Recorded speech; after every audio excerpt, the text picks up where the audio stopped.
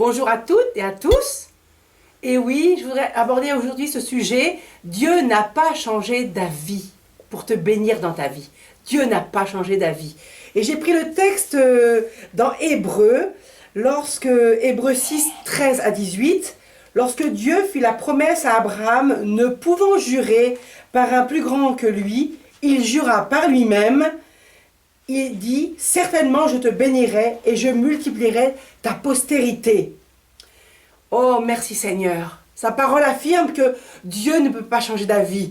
Dieu ne peut pas mentir. Il est impossible que Dieu mente. Verset 17. Et oui, j'affirme avec foi en Jésus-Christ que Dieu n'a pas changé d'avis pour ta guérison. Dieu n'a pas changé d'avis pour te donner la victoire. Dieu n'a pas changé d'avis pour ouvrir les portes devant toi. Dieu n'a pas changé d'avis pour ta bénédiction. Dieu n'a pas changé d'avis pour sa présence dans ta vie. Oh mes bien-aimés, je voudrais que tu saches, que vous sachiez, que vous soyez encouragés, sachant que Dieu est fidèle à sa parole, aux promesses qu'il a faites à son peuple. Dieu n'a pas changé d'avis. Il y a un sens à la promesse. La promesse est la déclaration de Dieu pour ta vie. La déclaration du Créateur de la terre prononcée pour te dire ce qu'il va faire dans ta vie. Dieu est omniscient. Avant que tu sois né, il te connaissait. Et déjà, il avait prévu un plan pour ta vie. Un plan de paix, un plan de joie pour ta vie. Les promesses de Dieu pour ta vie couvrent tous les domaines spirituels, matrimonial, professionnel, affaires, combat, matériel, physique. Dieu n'a pas changé d'avis.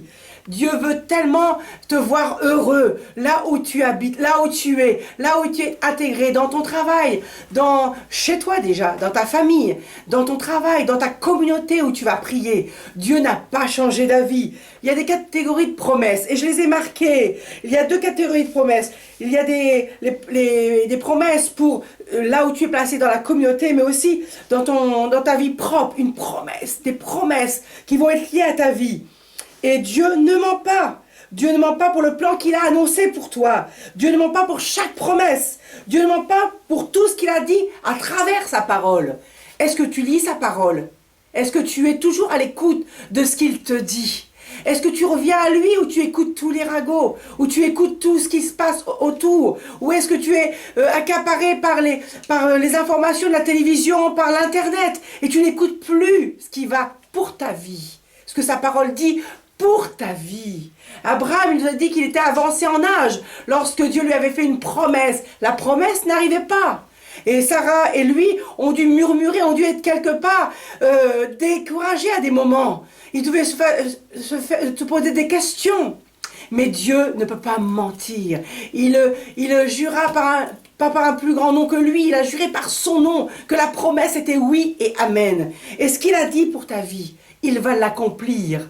Je voudrais tellement que tu reprennes le chemin de la parole de Dieu, que tu vois que Dieu ne peut pas mentir pour ta guérison, Dieu ne peut pas mentir pour ton mariage, Dieu ne peut pas mentir pour un nouveau travail, Dieu ne peut pas mentir pour t'établir dans le ministère, Dieu ne peut pas mentir lorsqu'il t'a fait une promesse, il a fait un serment aussi à cette promesse, il va te donner, il va accomplir sa promesse. Oh bien-aimé, n'oubliez jamais que Dieu est omniscient et qu'il veille sur sa parole pour l'accomplir. Mais bien-aimé, il y a trois raisons pour lesquelles Dieu ne ment pas. Dieu ne ment pas parce qu'il est lié par serment à chacune de ses promesses. Deuxièmement, Dieu ne ment pas car il est tout-puissant. C'est un Dieu tout-puissant. Troisièmement, Dieu ne ment pas car il est fidèle.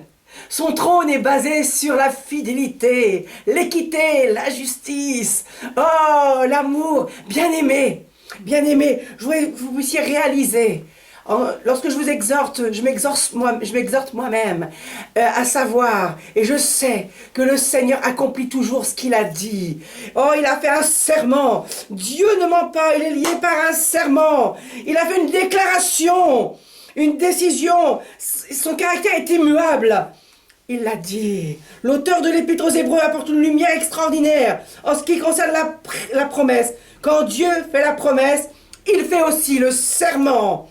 Le serment. C'est pour quoi Il dit que celui à qui Dieu a fait la promesse, il a aussi le serment. Verset 18 affirme que tu as deux choses, la promesse et le serment. Dieu est lié par sa parole. Il est dit qu'il ne peut pas mentir. Il t'a promis que si tu t'attendais à lui, il ouvrirait les cieux pour toi. Il a dit que si tu comptais sur sa présence, il serait avec toi. Il a dit que si tu invoques son nom au jour de la détresse, il te répondrait. Il est lié par sa parole et par un serment. Il ne peut pas te tromper. Oh mes bien-aimés, vous qui me regardez, oh je sais par où je suis passé, je sais par où j'ai traversé des épreuves de feu, mais je sais que j'étais lié par la parole, parce que par sa promesse de victoire, et par sa promesse d'amour, et par sa promesse de réconfort, et son serment de me délivrer. Oui, le Seigneur entend le cri des malheureux, et la Bible nous dit qu'il écoute et il entend, et il nous guérit, et il nous restaure. Oh, je vais marquer aussi des points, les ennemis de la promesse. Les ennemis, c'est l'incrédulité. Souvent, on dit, oh là là, c'est pas possible, c'est plus possible. J'attends depuis des années, et puis j'en ai marre des sermons, j'en ai marre des messages, j'en ai marre, je vois rien venir. Ça, c'est le côté humain. L'ennemi aime tellement nous ramener à l'incrédulité. Mais le Seigneur nous dit que sans la foi, il est impossible de plaire à Dieu. Il nous faut une foi ferme dans sa parole. Il nous les a dit, il nous faut une foi ferme dans sa parole. Alors mes bien-aimés, j'ai écrit là un texte qu'à l'époque du roi Yoram, le royaume du Nord était infidèle. L'Éternel avait frappé cette capitale du pays pendant 7 ans de la sécheresse, par la sécheresse et la famine. Il n'avait aucune goutte d'eau dans le pays. La misère était à son comble. Dans cette circonstance, Dieu envoie le prophète Élisée pour faire la belle promesse de la maison du roi. Demain, à la même heure, il y aura du pain pour nourrir la population. L'intendant du palais réagit en disant « Élisée, impossible, la situation est grave. Je ne vois pas comment nous aurons la nourriture pour servir ce peuple. Toutes les portes d'accès de la ville sont bloquées par les Syriens. » Cette attitude s'appelle incrédulité. L'incrédulité est un obstacle majeur pour voir Dieu agir. De Rois 7, 1, 2, il nous est dit, Élisée dit, écoutez la parole de l'Éternel, ainsi parle l'Éternel. Demain à 7 heures, on aura une mesure de fleur de farine pour un cycle et 2 mesures d'orge pour un cycle à la porte de Samarie.